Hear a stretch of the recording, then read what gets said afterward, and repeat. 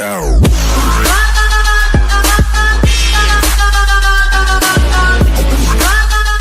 Everything you know about cooling down is wrong.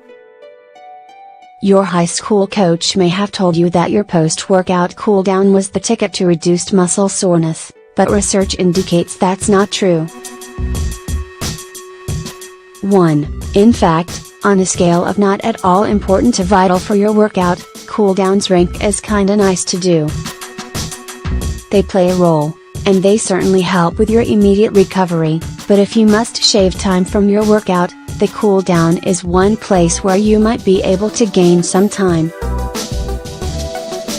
In addition to not helping with the dreaded delayed onset muscle soreness, DOMS, cooling down with active recovery and static stretching helps your future anaerobic performance or flexibility about as much as simply sitting still. 2. But that's not to say that slowing your body down gradually after a workout isn't a good idea. When your workout ends.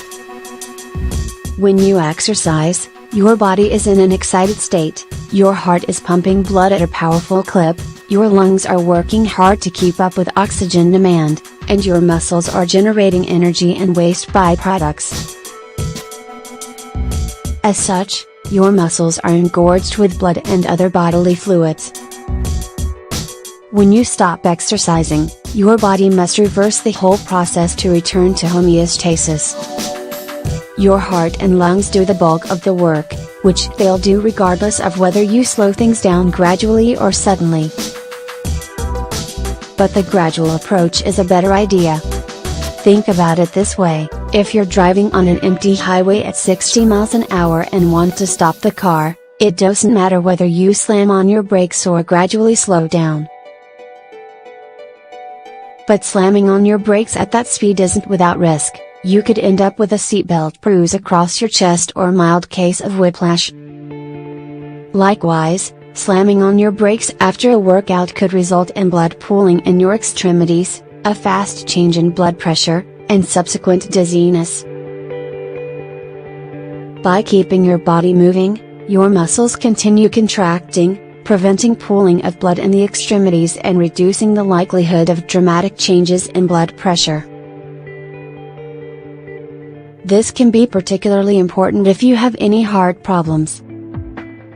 Here are several rules of thumb for giving your body its much appreciated recovery assist. Keep moving. The ideal cool down depends on whether you were doing strength training or cardio. For the latter, there are some clear signs of when you have cooled down enough.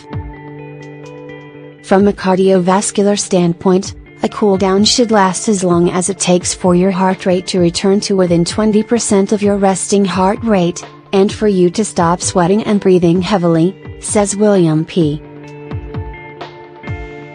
Kelly, a doctor of physical therapy and strength coach who specializes in sports physical therapy. It's harder to tell when you have cooled down enough after strength training, but Kelly has a suggestion. From a muscular standpoint, you need time to address all the muscles used during the activity you performed. A rule of thumb for cool down time is 15 minutes, but it depends on the individual. Either way, the goal is to keep moving.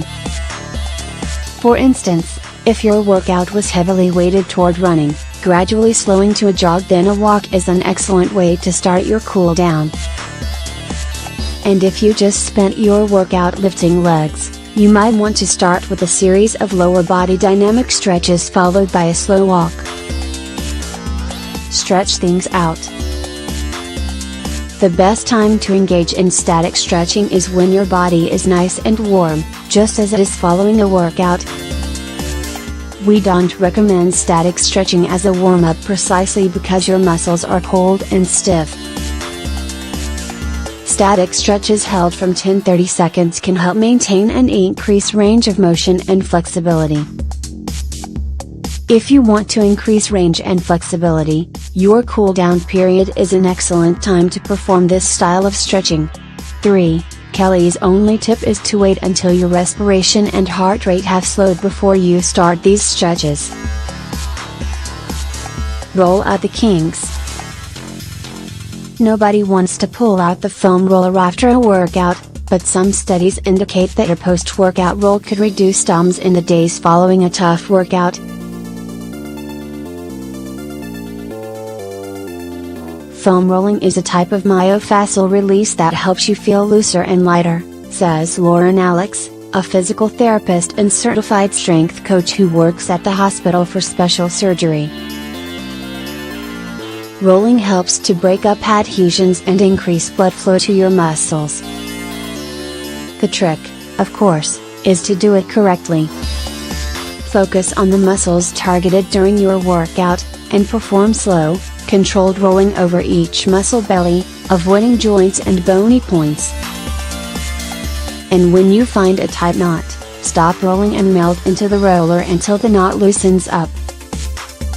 Rehydrate.